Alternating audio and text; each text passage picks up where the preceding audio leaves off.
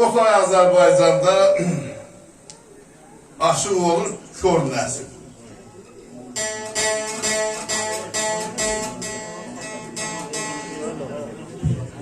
Günlərin bir günü Nəsib eşidir ki, kəndin başında toy var, məni aparmayıblar o toya.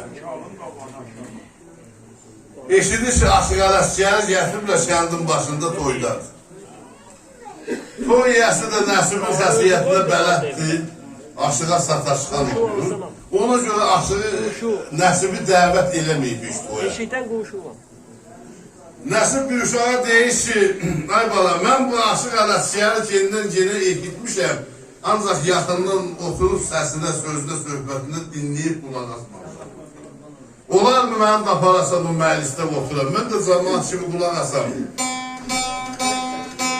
Toy yəsi bir də görürsə, sən öl Nəsib keçdi, gəldi şəhəri.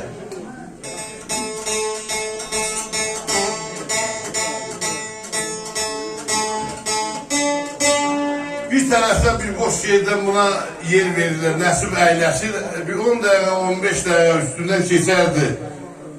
Aşıq ələskər xırda yerişlə məclisin bir tərəfindən davr eləyir, fırlanır, gəlir, Nəsibin qabağından keçəndə Nəsib əlini dikilə vur, ələskərin qısına, ələskər dayanır. Belə baxır, görür, bir axsaqqaz dedir, ay baba, sözün olsun mənim üçün.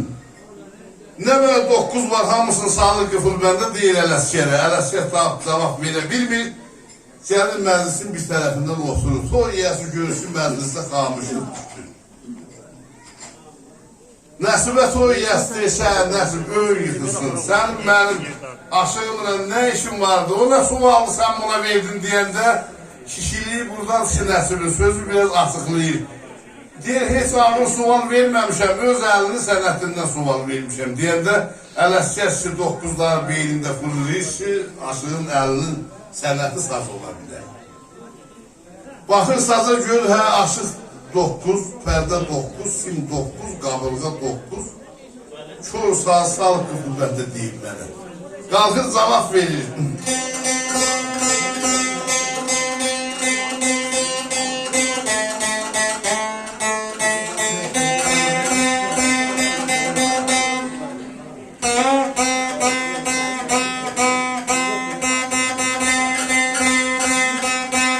Məni qorxutmaqda məqsəd nə idi? Gəlirimiz zehninə qol başı batmış. 9'dan danışdın saçlı xəyalım, indirdim başıma zor başı batmış. Mənimlə başladın elə bir zəncə, əl attın silaha, topa, tüfəncə, dəryanın dibində yatan nəhəncə, atar mı hər naşı tor başı batmış.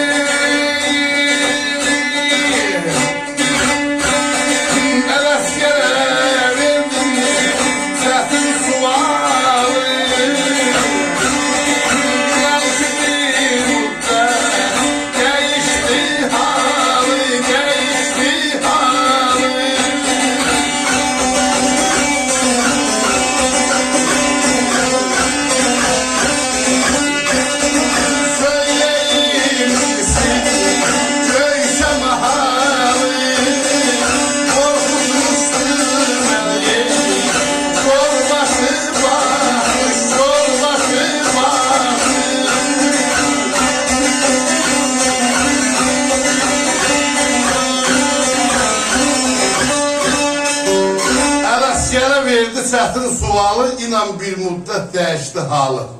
Söyleyin bilsin göğse mahalı. Korkutmuştu beni çor başı batmış. Öpürəm, eşk olsun toyumuz. Var olun. Sağ olun. Ya.